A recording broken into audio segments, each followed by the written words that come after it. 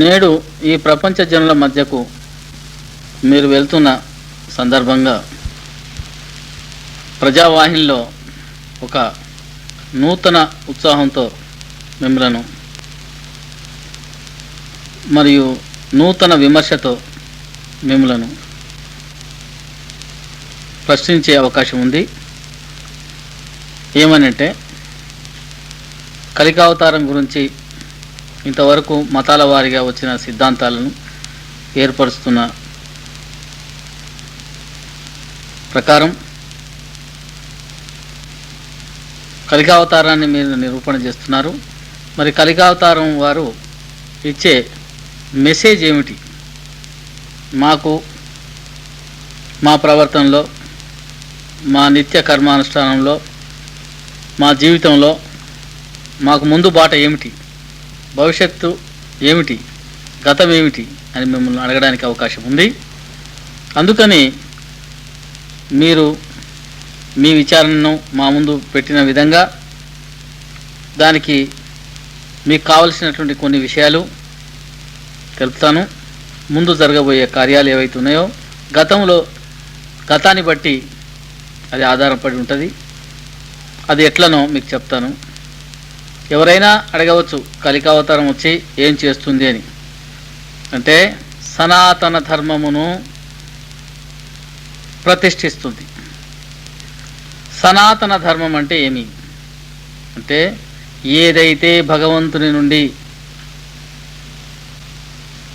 ఆ బ్రహ్మ నుండి, ఆ పరమాత్మ నుండి, ఆ దివ్య శక్తి నుండి వెలువడ్డదో, నిరూపణ గావింపబడ్డదో,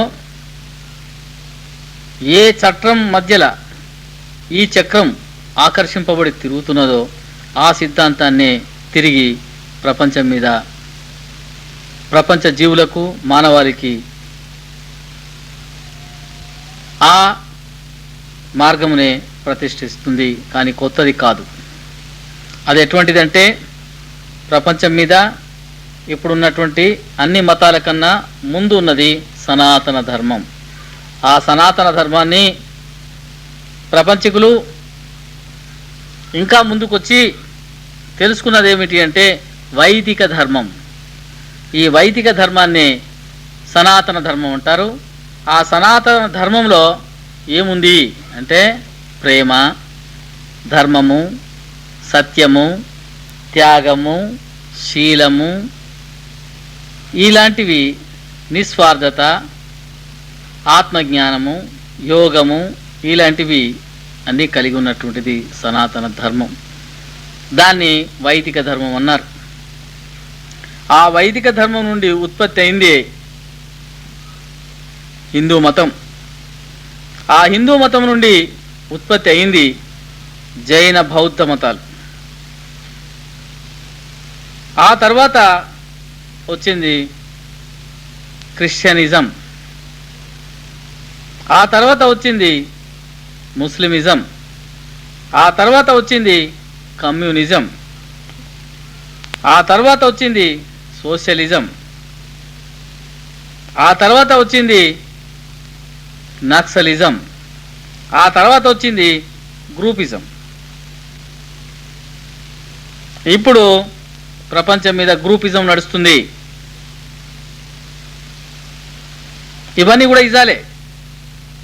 ఈ ఇజాల యొక్క నైజం ఏమి అంటే తమ వారి యొక్క ప్రతాపం ఇతరుల కన్నా మిన్న అని చెప్పుకోవడం, ఇతరులు వారిని పోటీ పడడం. ఈ పోటీ చూపించేవన్నీ కూడా గుణాలు మాత్రమే. ఇవి దైవ ప్రేరితమైన మార్గములు వదిలి దానిలో ఉన్నటువంటి ప్రేమతత్వమును, జ్ఞాన ప్రకాశమును, ఆత్మోద్ధరణమును, జన్మోద్ధరణమును మర్చినటువంటిది. ఇవే మతములుగా మారినవి. దానికై మతములే గుణములుగా, గుణములే రాజకీయములుగా, రాజకీయములే ప్రాణముగా, జీవముగా నేడు ప్రకాశిస్తూ సనాతన ధర్మంలో పరమాత్మ నుండి వెళ్ళినటువంటి శాంతి, ఆనందము, జ్ఞానము, ప్రేమ, తన మీద తనకుండు విశ్వాసము, తను నడుచు ధర్మం మీద విశ్వాసము,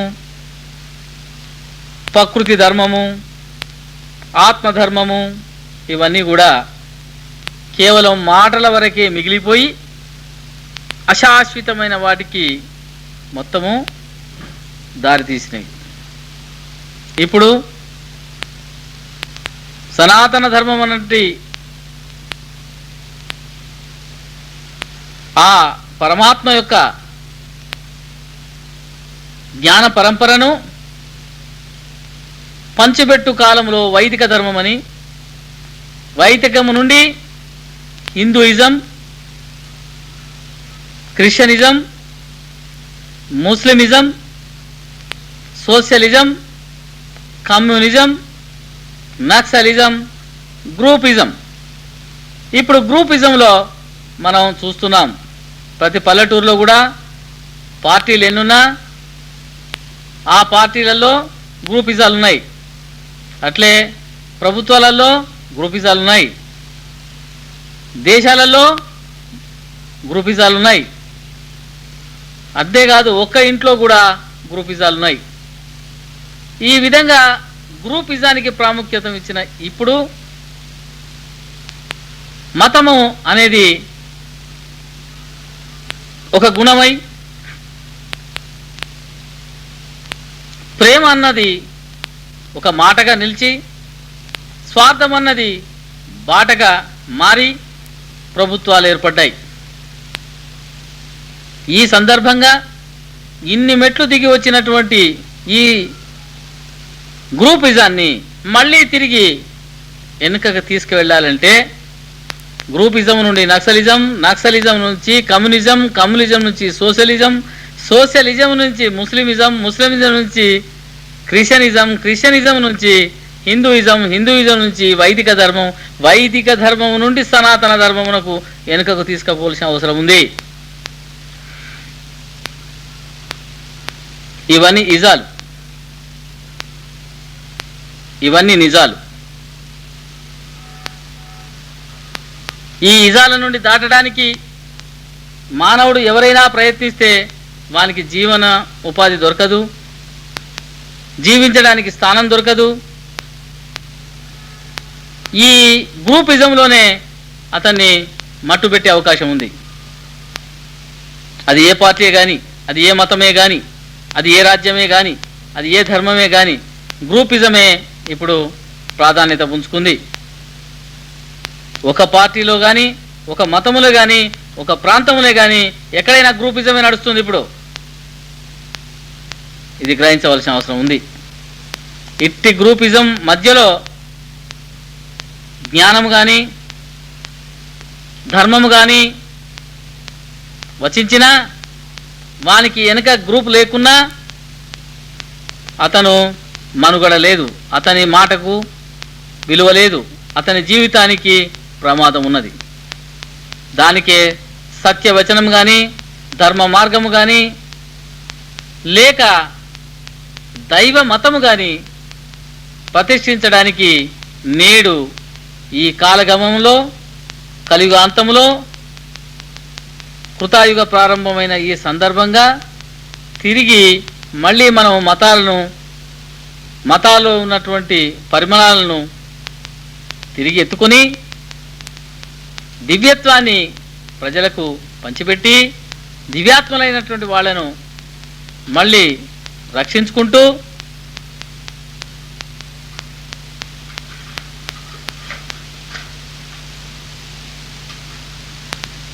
దివ్యాత్మలైనటువంటి వారిని రక్షించుకుంటూ పుణ్య పురుషులను ప్రేరణ కలుగచేస్తూ మళ్ళీ ఆత్మప్రకాశాన్ని అందించి జీవనోద్ధరణకు, జన్మోద్ధరణకు, ప్రకృతిలో జరుగు బీభత్సములను అరికట్టి మనుషులలో కాలుష్యమును, జంతువులలో వాటి ప్రాణ రక్షణను, ప్రకృతి రక్షణను కలుగజేయాల్సిన అవసరం ఉంది.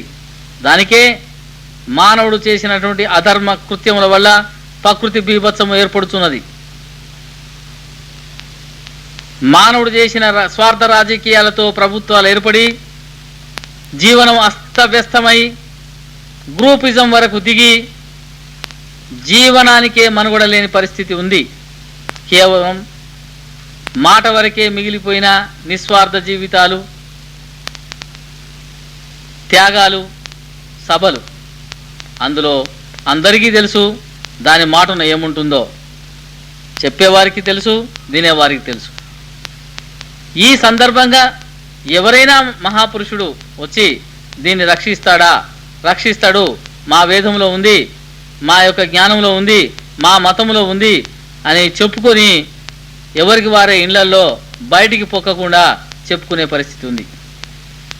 ఆ భగవంతుడే రావాలి, ఈ గ్రూపిజాన్ని, ఈ స్వార్థ రాజకీయాలను, ఈ మత స్వార్థపరులను, మత మౌఢ్యము గలటువంటి ఈ గురువులను, పరాణజీవులైన ఈ గురువులను, వారందరినీ మట్టు పెట్టాలని భగవంతుని ప్రార్థిస్తున్న ఈ సమయం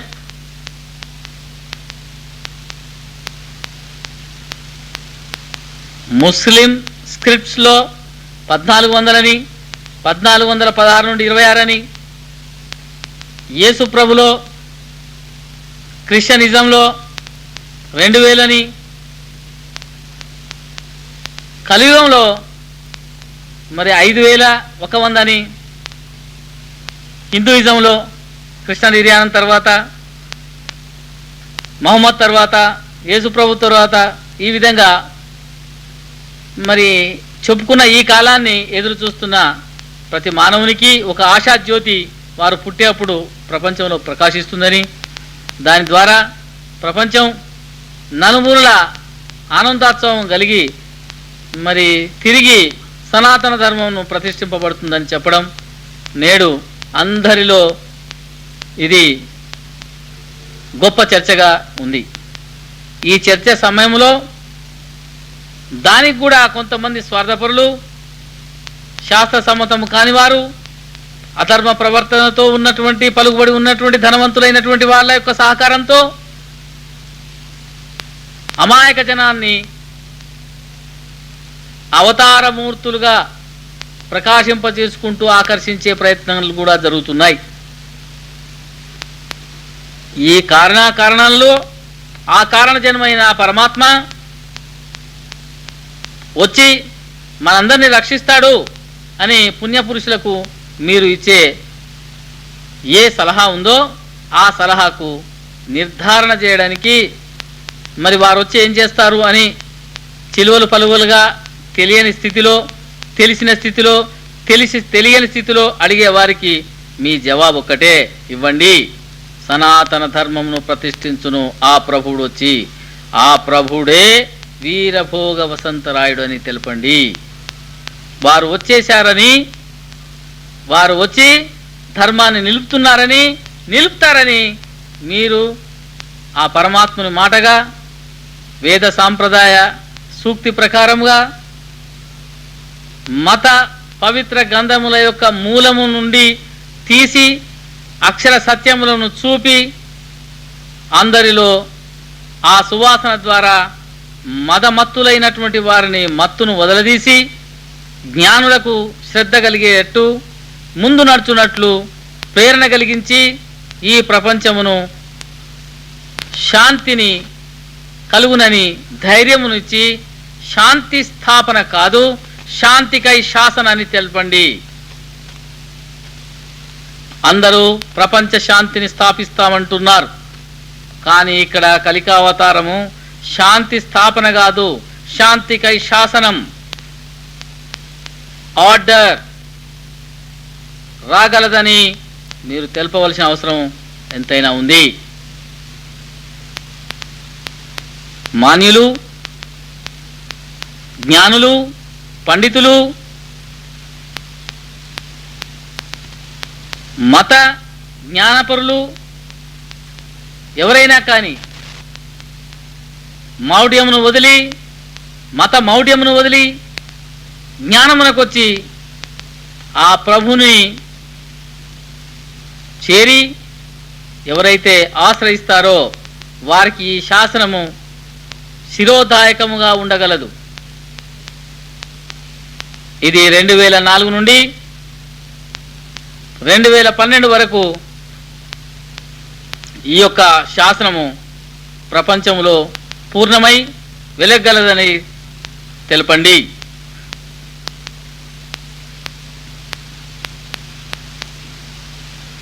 శాసన ఉల్లంఘన మహాప్రమాదమని, గ్రూపిజం కానీ, స్వార్థ రాజకీయాలు కానీ, రాజ్యములు కానీ నిలబడవని, మత మౌఢ్యములు కానీ నిలబడవని, ఆ శాసనమునకు, శాంతి శాసనమునకు ఎదురు నిలవలేవని మీరు పదే పదే తెలపండి.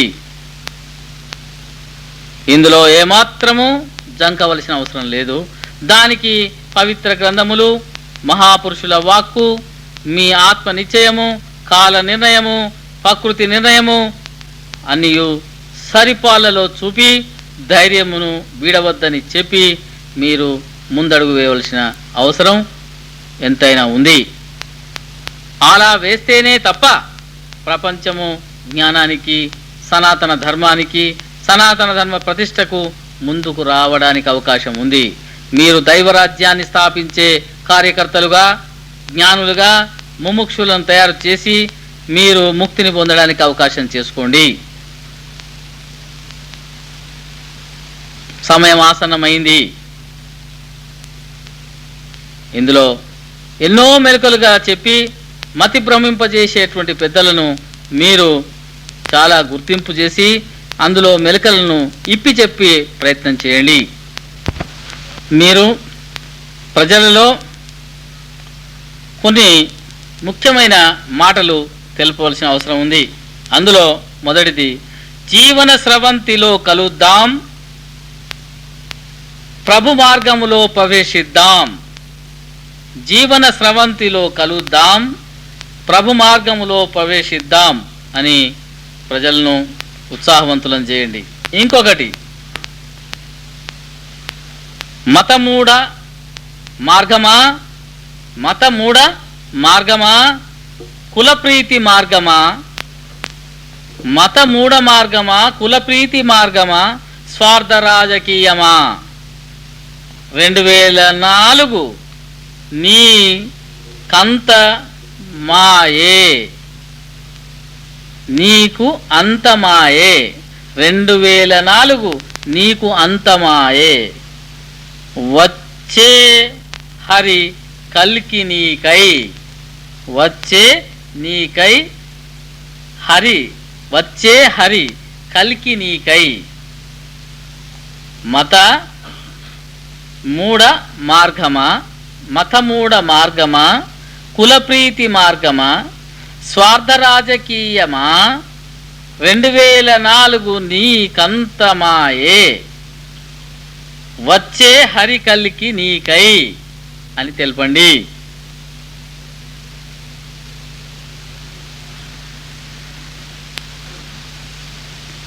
ఈ ఇజం అజం అయితే, ఈ ఇజం అజం అయితే అయితావు వజన్. ఈ ఇజం అజం అయితే వజన్ అయితావు. ఈ ఇజం వజం అయితే అయితావు వజన్. అంటే ఈ communism, socialism, groupism, Hinduism, Muslimism, Christianism, ఈ ఇజంలన్నీ నీకు బాగా ఇంకి ఆ ఇజంలే ఉంటివా, నీవు ప్రపంచానికి బరువు అవుతావు, అంటే నువ్వు మునిగిపోతావు అని అర్థం. దానికి ఏమంటాడు? ఈ ఇజం అజం అయితే వజన్ అయితావు అని అర్థం. అర్థమవుతుంది కదా?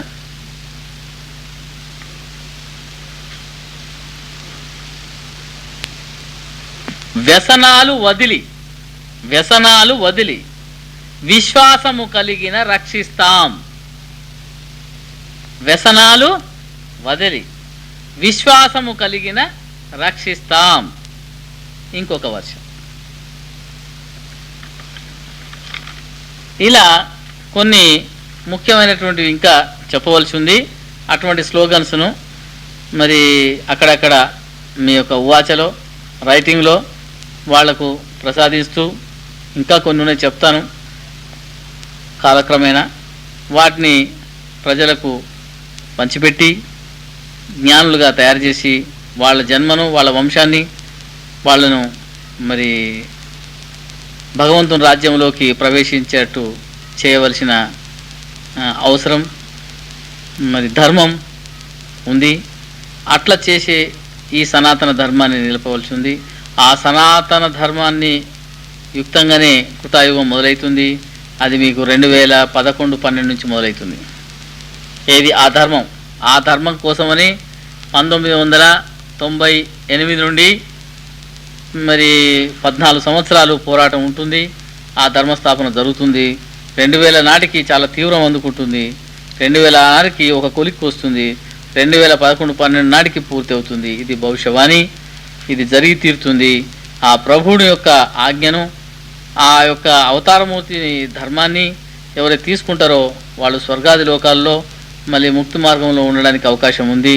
కాబట్టి జీవహింసను మాని ధర్మ మార్గముకు ప్రవేశించి జ్ఞానామృతమును గోలి ఇతరులకు పంచిపెట్టి మీరు మీ పుణ్యాన్ని అధికం చేసుకొని దాన్ని స్వర్గములో ఆయుష్గా మార్చుకోవాల్సిన అవసరం ఉంది.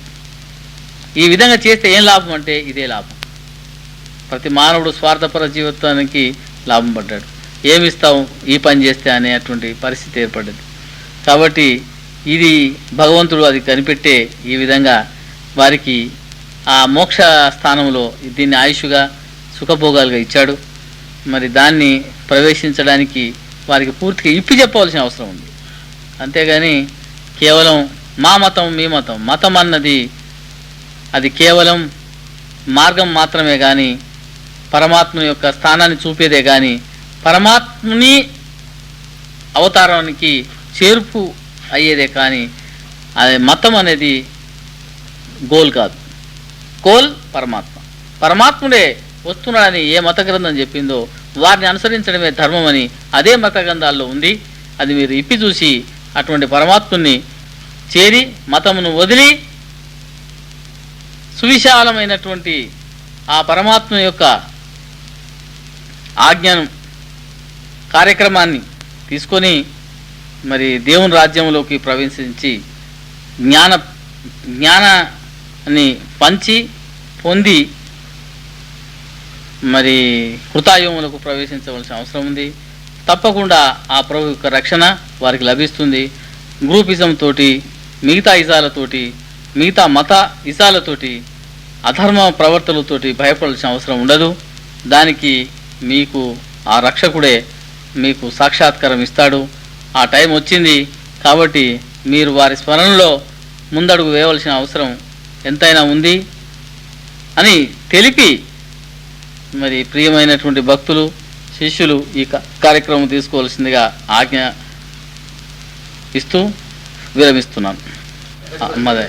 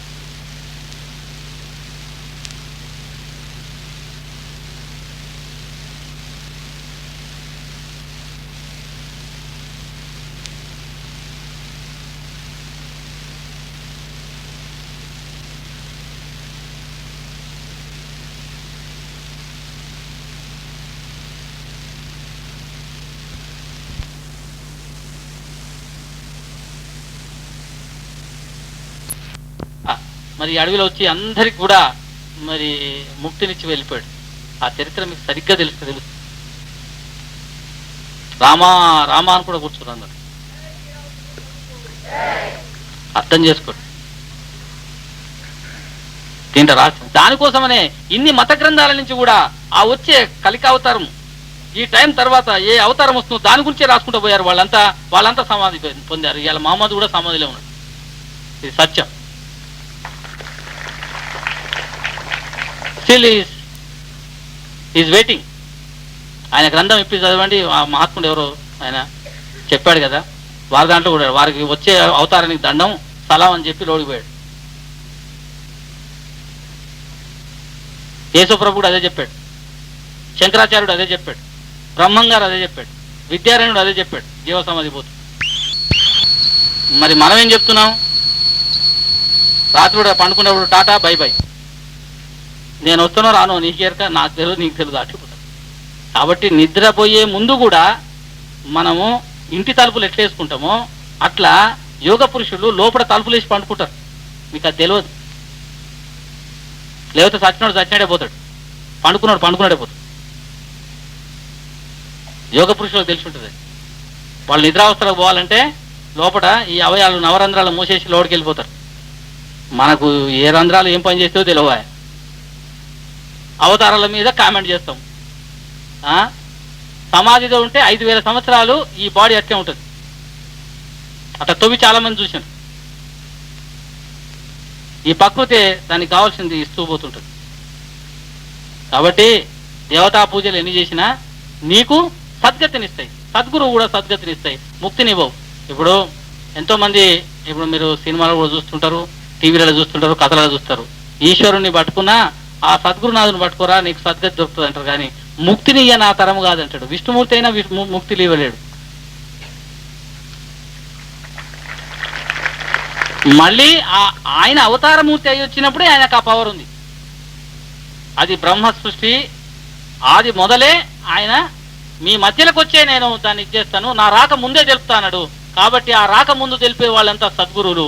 ఆ అవతారమూర్తి వచ్చి ఆ యొక్క సద్గురునాథులు ఎంతమంది అయితే సమాధులు ఉండరో వాళ్ళందరూ, ఆ బ్రహ్మంగారి చరిత్ర కూడా ఆ యొక్క దాంట్లో ఆయన రాశాడు. ఆయన ఆకాశం నుంచి వచ్చేప్పుడు వీళ్ళందరూ కూడా దందాన్ని పేల్చుకొని పోయి వారి ఆశీర్వాదం తీసుకొని ముక్తి పొందడానికి వస్తారు. అటువంటి పుణ్య పురుషుల కోసమే ఆ అవతారం వస్తుంది. ఈ 5000 సంవత్సరాల నాటి నుంచి సమాధిలో కూర్చున్న వాళ్ళ కోసం వస్తుంది. అది మన ప్రభుత్వాల కోసం కాదు. నువ్వు నమ్ము నమ్మకపో, కళ్ళు తెరవకపో, సూర్యుడు వస్తాడు పోతాడు. నీకు చదువు రాని రాకపోని అరబ్బీ భాష ఉండనే ఉంది. నీ జన్మను నీవు స్వార్థకత చేసుకోవడంలో నీవు ఉత్సాహాన్ని చూపించి ముందరికి పోవాల్సిన అవసరం ఉంది. అయితే ఇప్పుడు మరి మాకు యోగాలు ధ్యానాలు ఇవన్నీ చేస్తే మరి అవతారమూర్తి మనకేమో పిల్లగా నీవు నీ అవతారం గురించి నువ్వు తెలుసుకో. మొదట నీ అవతారం గురించి తెలుసుకుంటే ఆ అవతారం తెలుస్తుంది. నీ గురించి మర్చిపోయావు, అవతారాల మీద కామెంట్ మొదలుపెట్టి. మేము కూడా మొదట ధ్యానంలో పోయినప్పుడు మాకు తెలియదు. 3 మాసాలు 4 మాసాల తర్వాత మాది 7వ జన్మ అని తెలిసిపోయింది. నాకు కూడా ఆ ప్రశ్న ఎందుకు వచ్చింది మీకు చెప్తాను నా అనుభవం. రమణ మహర్షి బుక్ చదివాను నేను. ఆయన ఏమంటాడంటే నిన్ను నువ్వు తెలుసుకో, ఎంతసేపు నువ్వు తెలుసుకో అన్నట్టు. నేనేమిటి అసలు నేను ఎందుకు పుట్టానో నేను తెలుసుకోవాలని దాంట్లో పోయాం సంకల్పం కొడితే ఆకాశం అని అంత నుంచి అంతర్ముఖంగా నాకు తెలుపుతూ పోయింది. ఓహో నేను ఫలానా. మరి బ్రహ్మంగారి చరిత్ర 86లో తీస్తే అప్పుడు 73, 74 ముచ్చట అది. ఇది 86లో నాకు బ్రహ్మంగారి కాలజ్ఞానం ప్రింట్ అయినాక తెచ్చిస్తే అందులో చూస్తే 7వ జన్మని రాసింది అది. అప్పుడు చెప్పినటువంటి మా ఎమ్మడున్న మిత్రులందరూ కూడా ఇది ఇంట్లో ఉంది అని చెప్పారు. అంటే ఇట్లే అంటే తనకు తాను తెలుసుకోవడం అనేది చాలా కష్టమైన విషయం. అయితే మరి ఈ పుట్టినరోజు ఎందుకు చేస్తున్నాం? మళ్ళా పుట్టకుండా. అర్థమవుతుంది కదా? పుట్టినరోజు ఎందుకు చేయాలంటే మళ్ళీ పుట్టకుండా. అర్థమైందా? మళ్ళీ పుట్టకుండా ఉండాలంటే భక్తి, తర్వాత యుక్తి, తర్వాత ముక్తి. కేవలం భక్తి లాభంలే. భక్తి దండకు యుక్తి కూడా అవసరం. భక్తి, యుక్తి, ముక్తి. అర్థం చేసుకో. ఆ ముక్తి పదానికి తీసుకుపోవడానికి, ముక్తి విషయాలు మాట్లాడడానికి, ఆ ముక్తి పొందినట్టు వాడికి మళ్ళీ పుట్టకుండా ఉండడానికి, ఆ పుట్టడానికి ఆ ముక్తికి ఉన్న సంబంధం ఏదైతుందో మధ్య భక్తి, దానికి మధ్యలో యుక్తి. ఈ యుక్తికి మనకు మన జీవితానికి సంబంధించినటువంటి మనం ఇప్పుడు ఉన్నటువంటి కాలమాన పరిస్థితులను బట్టి మనకి ఎక్కడ పోతే మనకి ఏ దారి దొరుకుతుందో తెలుసుకోవడానికి అటువంటి మహాత్మా దగ్గర పోయి పుట్టినరోజుల కాలంలో, ఎందుకంటే వాళ్ళు మళ్ళీ పుట్టరు కాబట్టి పుట్టినరోజు చేస్తారు. ఈ పుట్టినరోజులలో ఉండేటువంటి రహస్యం అది. అది తెలుసుకొని వారి ద్వారా కొన్ని యుక్తి మార్గాలు తెలుసుకొని దాంట్లో ప్రవేశించి ఆ భక్తి మార్గాన్ని సరి చేసుకొని మరి ముక్తి మార్గానికి పోయి అవకాశం చేసుకోవడానికే ఈ పుట్టినరోజు చేస్తారు. అంతేగాని మరి మామూలుగా పుట్టినరోజు చేస్తామంటే పిల్లాడు పుట్టిన సంతోషం కాదు. పిల్లగాడు పుట్టకుండా చూసేది సంతోషం. మీకు తెలియదు, ఇదే జన్మ చాలా గొప్పదనుకుంటున్నారు. కాదు, మీరు ఒక్కసారి దివ్యదృష్టి చేసి మీది లోకాన్ని చూడండి, మీద ఎంత ఆనందం ఉందో. అసలు స్వర్గంలో ఏముందో ఏమో జరుగుతుందో తెలుసా మీకు? ఎప్పుడన్నా ఎవరైనా చెప్పినా